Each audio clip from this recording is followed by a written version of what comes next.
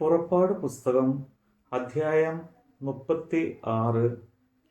ബസലേലും ഹൊഹോലിയാവും വിശുദ്ധ മന്ദിരത്തിലെ ശുശ്രൂഷയ്ക്ക് യഹോവ കൽപ്പിച്ചതുപോലൊക്കെയും സകല പ്രവൃത്തിയും ചെയ്യുവാൻ അറിയേണ്ടതിന് യഹോവ ജ്ഞാനവും ബുദ്ധിയും നൽകിയ സകല ജ്ഞാനികളും പ്രവൃത്തി ചെയ്യണം. അങ്ങനെ മോശ ബസലേലിനെയും ഓഹോലിയാബിനെയും യഹോവ മനസ്സിൽ ജ്ഞാനം നൽകിയിരുന്ന എല്ലാവരെയും പ്രവൃത്തിയിൽ ചേരുവാൻ മനസ്സിൽ ഉത്സാഹം തോന്നിയ എല്ലാവരെയും വിളിച്ചു വരുത്തി.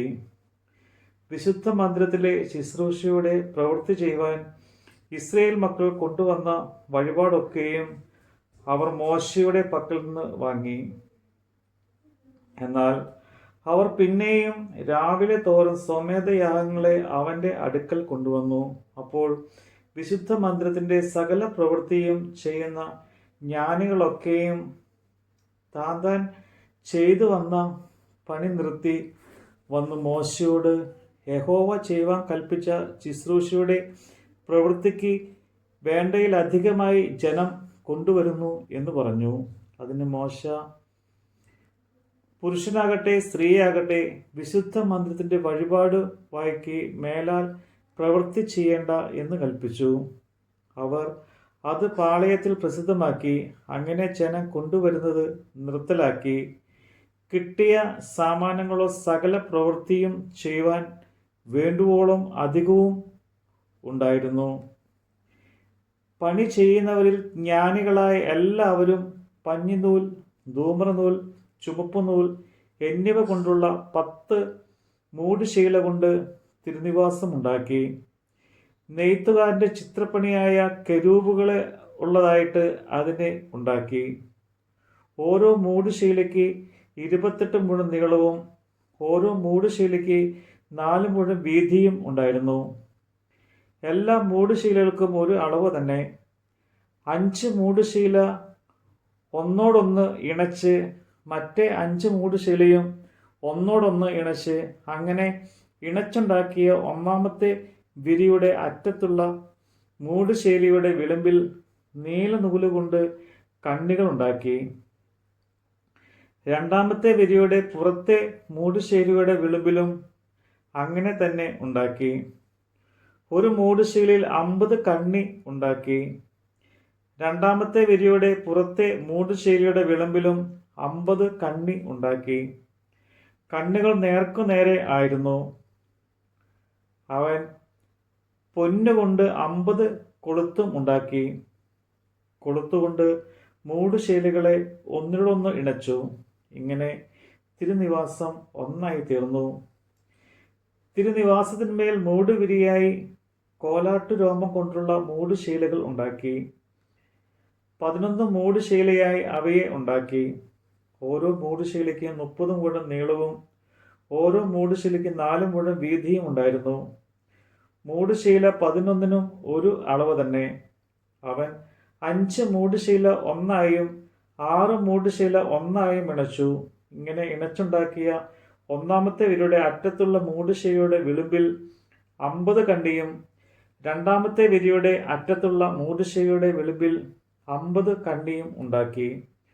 കൂടാരം ഒന്നായിരിക്കേണ്ടത് അത് ഇണപ്പാൻ താമ്രം കൊണ്ട് 50 കൊളുത്തുമുണ്ടാക്കി. ചുമപ്പിച്ച ആട്ടുകൊറ്റ തോൽ കൊണ്ട് കൂടാരത്തിന് ഒരു പുറമുടിയും അതിൻ്റെ മീതെ തകശു തോൽ കൊണ്ട് ഒരു പുറമുടിയും അവൻ ഉണ്ടാക്കി. ഗദിര മരം കൊണ്ട് തിരുനിവാസത്തിന്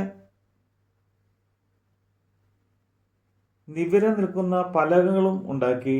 ഓരോ പലകയ്ക്ക് 10 മുഴം നീളവും ഓരോ പലകയ്ക്ക് 1.5 മുഴം വീതിയും ഉണ്ടായിരുന്നു. ഓരോ പലകയ്ക്ക് തമ്മിൽ ചേർത്തിരിക്കുന്ന ഈ 2 കുടുംബം ഉണ്ടായിരുന്നു. ഇങ്ങനെ തിരുനിവാസത്തിന്റെ എല്ലാ പലകയ്ക്കും ഉണ്ടാക്കി.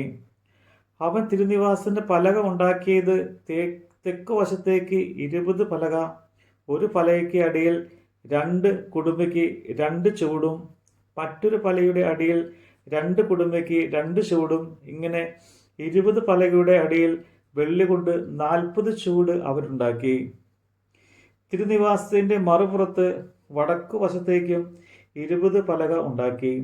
ഒരു പലകയുടെ അടിയിൽ 2 ചൂടും മറ്റൊരു പലകയുടെ അടിയിൽ 2 ചൂടും, ഇങ്ങനെ അവയ്ക്ക് 40 വെള്ളിച്ചൂട് ഉണ്ടാക്കി. തിരുനിവാസത്തിൻ്റെ പടിഞ്ഞാറേ വശത്തേക്ക് 6 പലക ഉണ്ടാക്കി.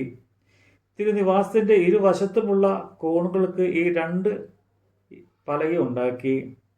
ഇവ താഴെ ഇരട്ടയായും മേലറ്റത്ത് 1-ാമത്തെ വളയം വരെ തമ്മിൽ ചേർന്ന് ഒറ്റയായും ഇരുന്നു.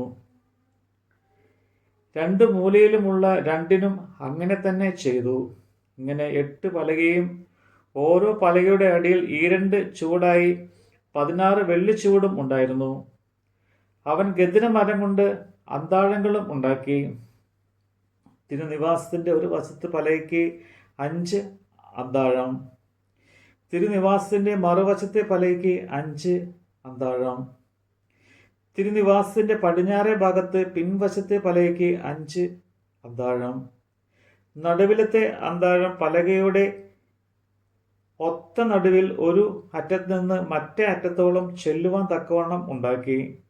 പലകകൾ പൊന്നുകൊണ്ട് പൊതിഞ്ഞു.